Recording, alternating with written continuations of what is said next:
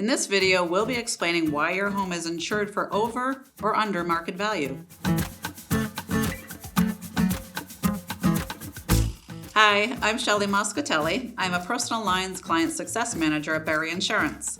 I've been answering insurance questions and educating clients since 2003. So, you bought a new home or are looking over your existing policy wondering, why is my coverage amount more or less than my home value? When getting insurance for your new home, you probably expect that your coverage will be equal to what you paid for it. That number is technically the value of the home, right?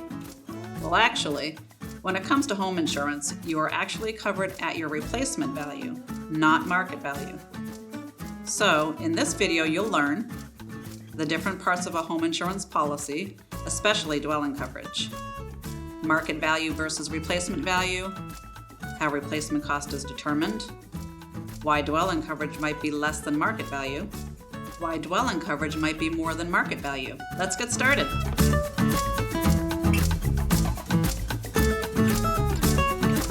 Homeowners insurance protects your property and its contents from disasters such as lightning, wind, hail, explosions, fire, vehicles, theft, vandalism, and more, depending on the coverages you elect. Homeowners insurance is mandatory for anyone financing a house and highly recommended to any homeowner to protect their property and possessions. There are 4 parts to Section 1 of a home insurance policy: dwelling, other structures, personal property, and loss of use. When an insurance company is determining the limits of your homeowner's insurance, it first establishes your dwelling coverage, which is based on replacement value. Dwelling: coverage protecting the actual structure of your home and any attached structures like garages and decks or porches. The rest of the coverages are calculated as percentages of that dwelling coverage. Other structures: coverage protecting other structures in your yard, such as sheds, detached garages, pools, fences, and driveways. The limit is typically 10 or 20% of dwelling coverage, but you can choose to buy more. Personal property: coverage for all the property in your home that is not part of the structure. The limit is typically 50 or 70% of the dwelling coverage. Loss of use: coverage for cost of living, hotel stays, ordering food from restaurants, etc. If you were to be displaced due to home damage, the limit is typically 20 or 40% of the dwelling coverage. The limits of your homeowner's insurance is based on replacement cost because, simply put, that number is how much it would cost if you needed to replace your home. It's worth first making sure you understand the difference between market value and replacement cost, as they are not the same thing.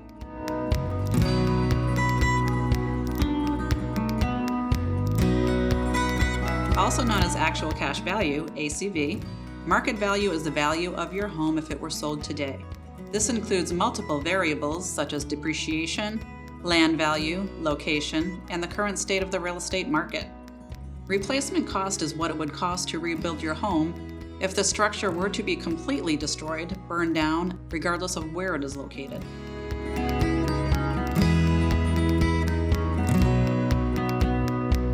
To determine replacement cost, agents use a cost estimator tool that includes factors such as square footage, number of rooms, HVAC systems, materials, roof style, fireplaces and wood stoves, garages, decks, and more, as well as zip code to determine cost of labor and materials to determine an estimate of your premium. Once the cost estimate is established, an inspector evaluates the property in person to make sure everything was accurately covered in the cost estimate, adjusting it if necessary. Generally, the dwelling limit is supposed to be set at 100% of replacement cost. If your dwelling coverage is issued at less than 80% of replacement cost, coverage for damage could be limited. In addition to this replacement cost, dwelling coverage may also include extended replacement, which ensures extra coverage if rebuilding were to cost more than anticipated. This scenario might occur if there were a natural disaster and several houses were destroyed. Since the demand for materials and labor would be higher, your home would cost more to rebuild. Extended coverage can usually be added to a policy at either 25 or 50% of dwelling coverage, or guaranteed replacement. Some agents might set the dwelling limit at less than 100% replacement cost and cover the gap with extended replacement. At Berry Insurance, we don't do this because it could lead to claims issues for the policyholder. Once the limits have been set and the policy has been established, Your policy will be reviewed each year and typically increase 3 to 4% due to inflation of materials and labor costs.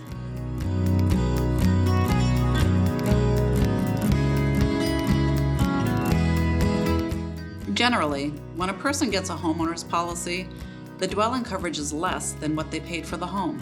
While this may cause concern, there is nothing to worry about as long as the limit was quoted at 100% of the replacement cost. When you bought the house, you paid for the structure itself, but also the land it's on.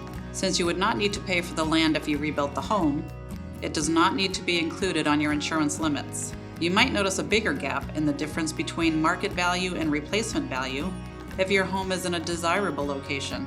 The dwelling coverage is just there to pay you to rebuild the home. You already paid for the land in the desirable location. You don't need to buy it again to rebuild.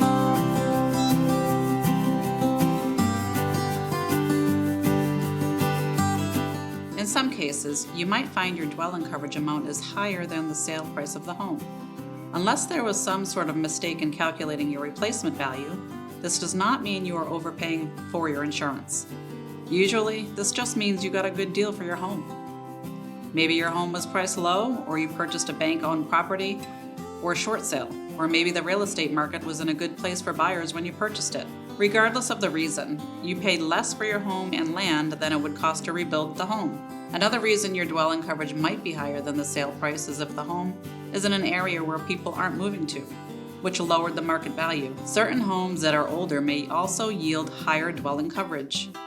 Because the home has depreciated, you may have got it at a lower cost, but if you were to build a house of a similar size with similar materials, it would cost more than what you paid for it. Rarely, very high value homes may need coverage above market value because of uncommon features, such as large windows, HVAC technology, or custom home automation systems. In this scenario, it is not unheard of for the cost estimator to estimate too low because its standard questions did not uncover all of the features of the home. An accurate value will be determined once the inspector reviews the home in person. Thanks for sticking with us through this video. If you want to know everything you need to know about home insurance, then you should check out this video right here. Thanks for watching this video. We hope you learned something new today.